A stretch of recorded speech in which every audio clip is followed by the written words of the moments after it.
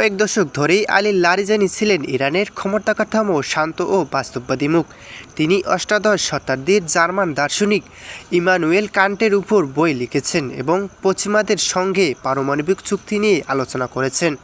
তবে একই মার্চ ইরানের সর্বোচ্চ নিরাপত্তা পরিষদের ৬৭ বছর বয়সী ওই স্কেটারির কথাও ধারণ বদলে গেছে।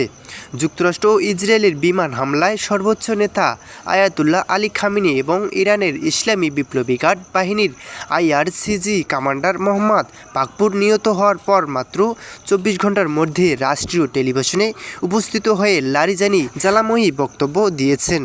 এছাড়া সামাজিক যোগাযোগ মাধ্যমে লারিজানি লিখেছেন, যুক্তরাষ্ট্র ও জায়নবাদী শাসনগোষ্ঠী ইসরায়েল ইরানি জাতির হৃদয়ে আগুনে জ্বালিয়েছে। আমরা তাদের হৃদয়ে পুড়িয়ে দেব। আমরা জায়নবাদী অপরাধীদের ও নির্লজ্জ আমেরিকানদের তাদের কাজের জন্য অনুশোচনা করতে বাধ্য করব।